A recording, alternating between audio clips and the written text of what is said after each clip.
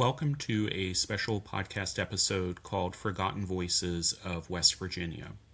While this isn't the usual Tea with Lee, I'm hoping listeners will enjoy an occasional diversion which features an important voice from West Virginia's past who doesn't quite get the recognition I believe they should. In addition to featuring those from the political world, we'll also reconnect with writers, historically significant figures, and hopefully introduce listeners to a cabal of interesting West Virginians. I hope you'll stick with me as we explore forgotten voices of West Virginia.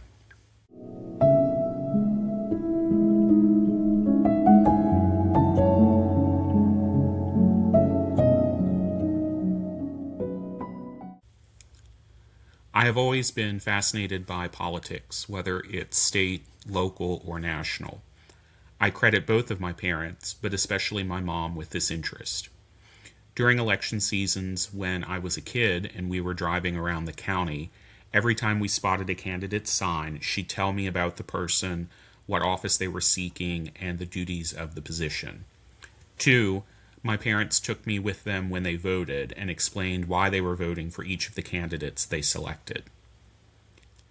At some point, and I'm not exactly sure when, I began a fascination with knowing when elected officials of a specific demographic were first seated. When was the first woman elected to the West Virginia Supreme Court? When did an Asian American man first win a seat in Congress? Who was the youngest member of the United States House in the 1990s? I'm not sure why this information interested me, but it did, and still does to this day. With all that in mind, I decided the second episode of Forgotten Voices of West Virginia should feature an individual who truly broke barriers, not just in West Virginia, but across the United States.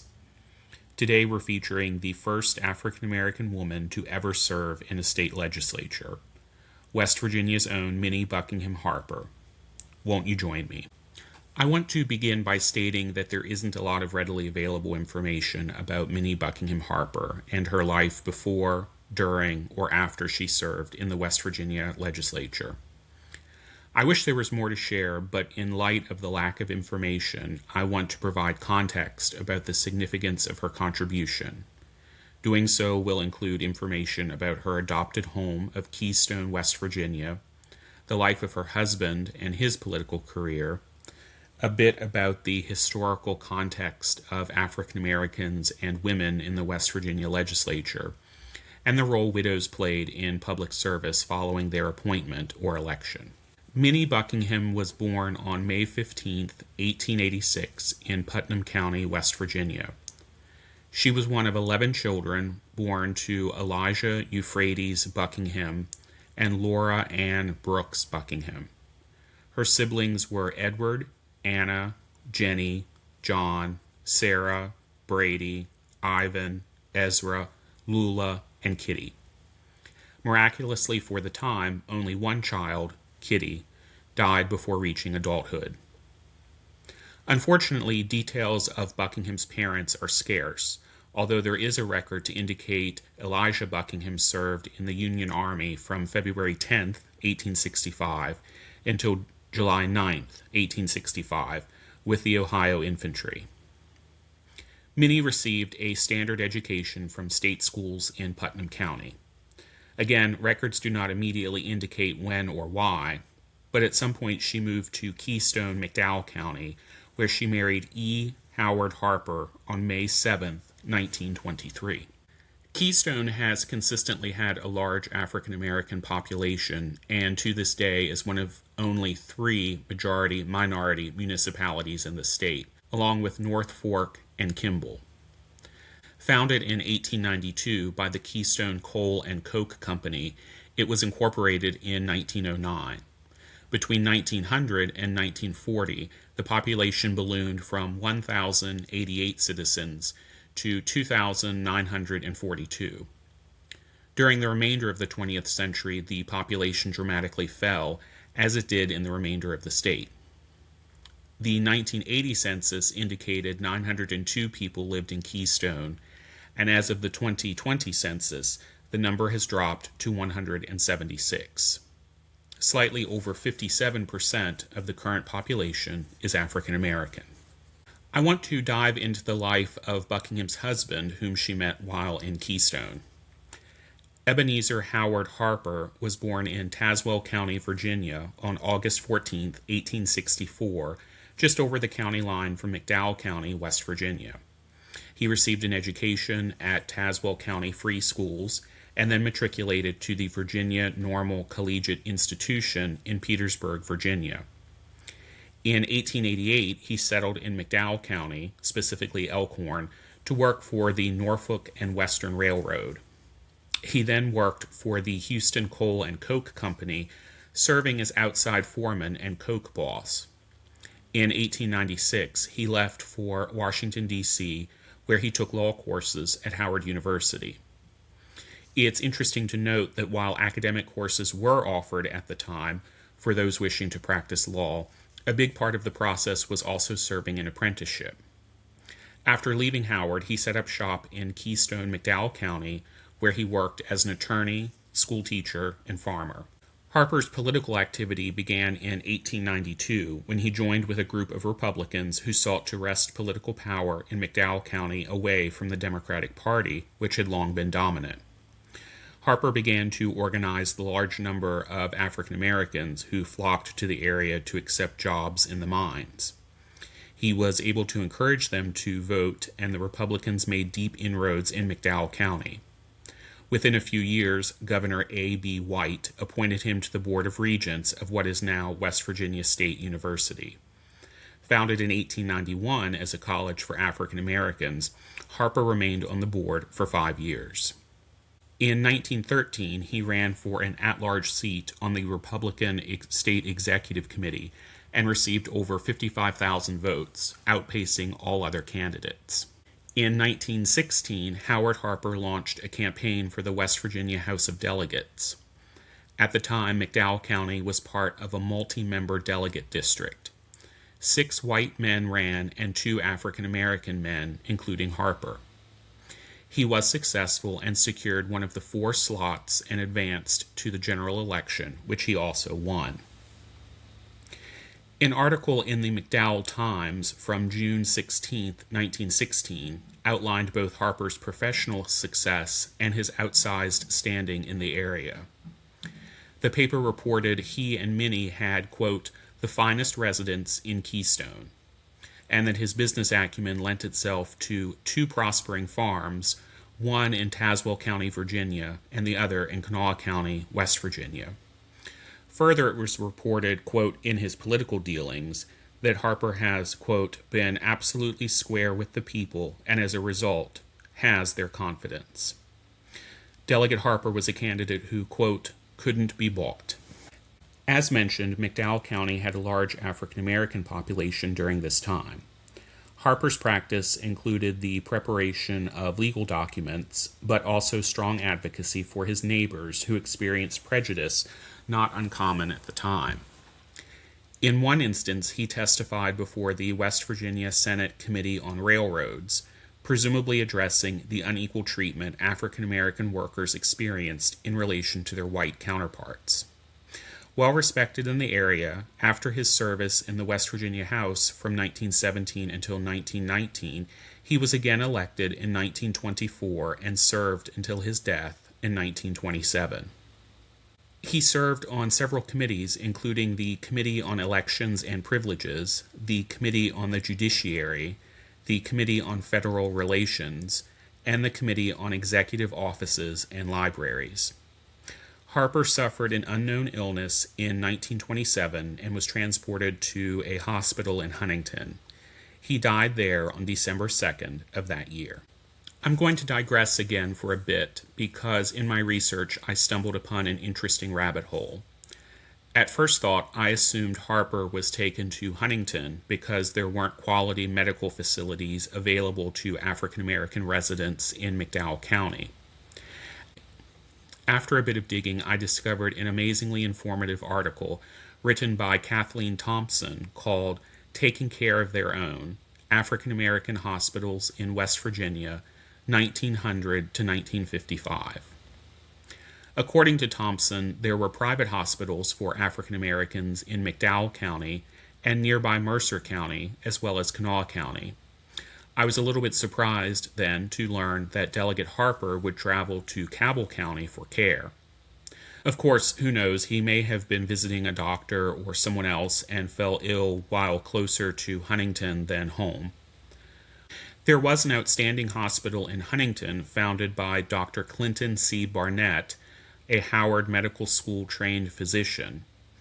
After his first wife died, he married again, and this second wife was a trained nurse. Together, they operated the hospital and also began training African American nurses. From the description provided by Thompson, it seems as though the Barnett Hospital was state-of-the-art for its time and location. Dr. Barnett received a government position and rented the hospital to the city of Huntington. By the time Delegate Harper was a patient, Barnett was already gone, but surely his legacy was still strong in the medical community. The information provided by Thompson, though, explains why Harper may have traveled to Huntington for medical care. Upon Howard Harper's death, the McDowell County Republican Executive Committee unanimously recommended that Minnie be appointed to fill out the year remaining in his term. Contemporary audiences may seem a little surprised that both Harpers served as Republicans in the legislature. There are several factors at play here. First, West Virginia was a white, Democratic stronghold for most of the 20th century. To gain political power, most African American residents supported Republicans. Secondly, really until Franklin Roosevelt became president, many African Americans chose to vote for Republican candidates, which is rather backwards in comparison to today, when they overwhelmingly identify as Democrats. Again, I want to digress here a little bit and offer a mini history lesson. First, I do want to stress that no voting bloc is a monolith, but when we study political science and elections, the demographics of voters are often an important part. Owing to the position of President Abraham Lincoln and that of many 19th century Republican politicians on slavery and Reconstruction, African American voters overwhelmingly voted for and supported Republican candidates. The first African American member of the United States House was Joseph Rainey, a Republican from South Carolina. He took office on December 12, 1870. It wasn't until January of 1935 that an African American Democrat sat in the U.S. House, Arthur W. Mitchell of Illinois.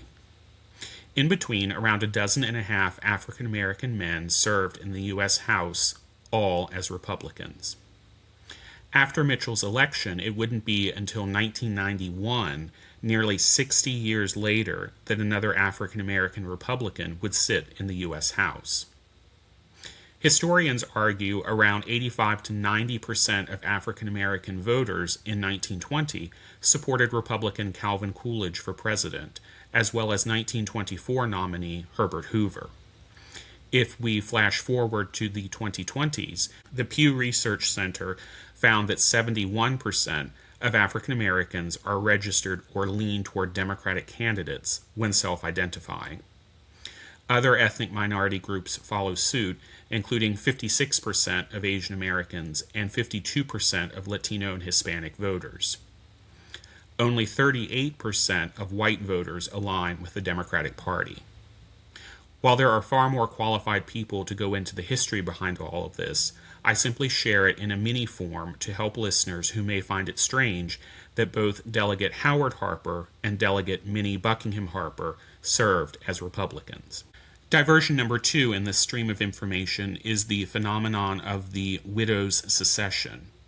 Throughout the 20th century, it became a common practice for a male elected official to be succeeded by his wife if he didn't fill out his full term, usually caused by his death. I will note there are few examples of a husband taking over from his wife or a daughter serving in place of her father, but the most common example is the first. While each case is different, the many reasons for this to occur include a familiarity on the part of the wife with the work and policy positions of her husband, the common practice at the time of the wife serving as personal secretary to her husband, and the name recognition of the wife, especially when a special election was necessary to fill the vacancy. Two, worth mentioning, is the process when a member of the U.S. House dies. There isn't the ability to appoint a replacement, as with U.S. senators and many state legislative seats. So having a widow seek the remaining term of the unexpired term prevents a mad scramble of many candidates seeking the seat and then getting a leg up for the next term.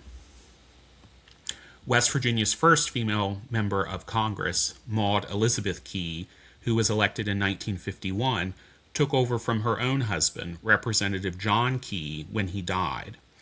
Interestingly, when she retired in 1965, her son, James Key, was elected to succeed her.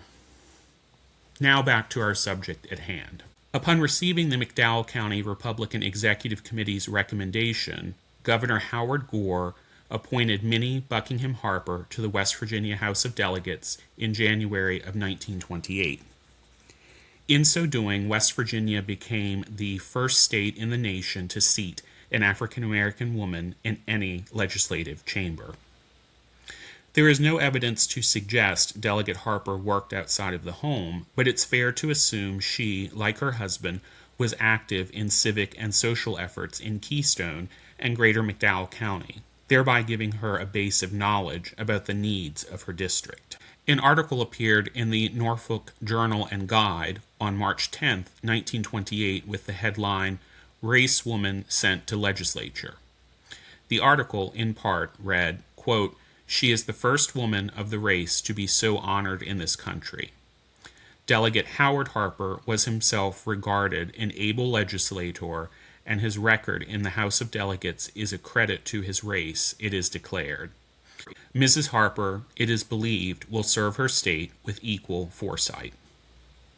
The Hinton Daily News offered a slightly longer article and stated, quote, "Mrs. Harper is highly respected throughout the state and is a respectable woman. She has character, intelligence, and ability. In a sense, she is a national character." The news of her appointment was picked up by many other newspapers as well, including the New Pittsburgh Courier, the Afro-American, which was printed in Baltimore, and many others. Delegate Harper received seats on the Committee on Federal Relations, the Committee on Labor, and the Committee on Roads. Given the major force coal mining played in McDowell County, one can assume the Labor Committee was prized by her constituents. She opted not to run for election and served until the end of her term in early 1929. It would be 22 years before the next African American woman took a seat in the West Virginia House. Elizabeth Simpson Drury, also from McDowell County, was elected in 1950 and served for several terms. She would be followed many years later by Marie Redd, who was elected to be the first African American and first African American woman to serve in the West Virginia State Senate. Later in life, Harper married John B. Patterson, a coal miner from McDowell County, and they remained together in North Fork, West Virginia, until his death in 1956. The Harpers had a son, Ivan, who was born in 1914. Much of his life is a mystery, although he did live in New York City for a time. A piece in the McDowell Times reported that he traveled from there to visit his mother in August of 1941. By 1961, only Minnie and her brother Ezra were still alive from the 11 children born to their parents. After the death of her second husband, she returned to Winfield, West Virginia, where she remained until her death in 1978, at the age of 91.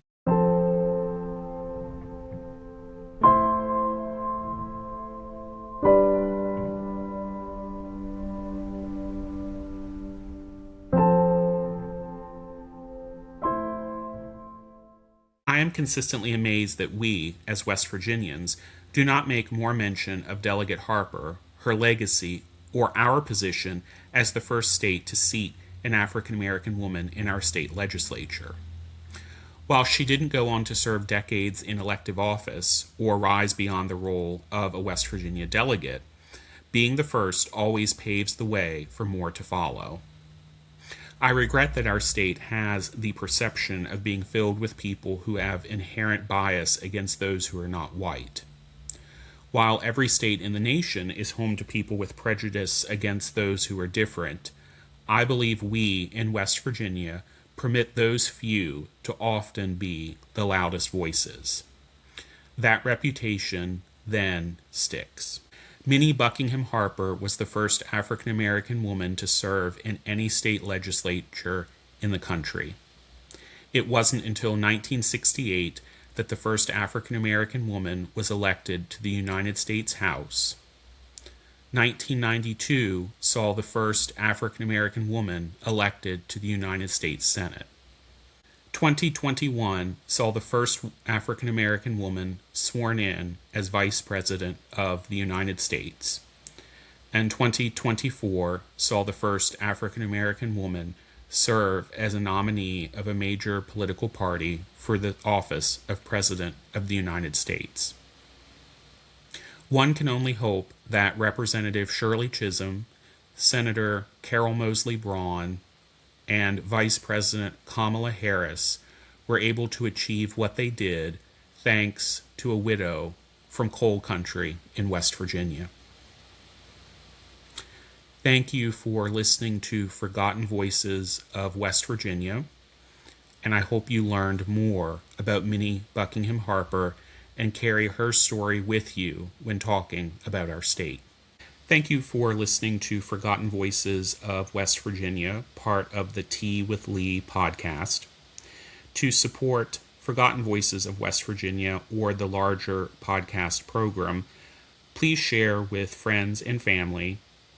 Follow us on your podcast software of choice, and leave 5 stars if you're willing. Next month, we will return with a story of another writer in West Virginia. Thank you for listening to Forgotten Voices of West Virginia.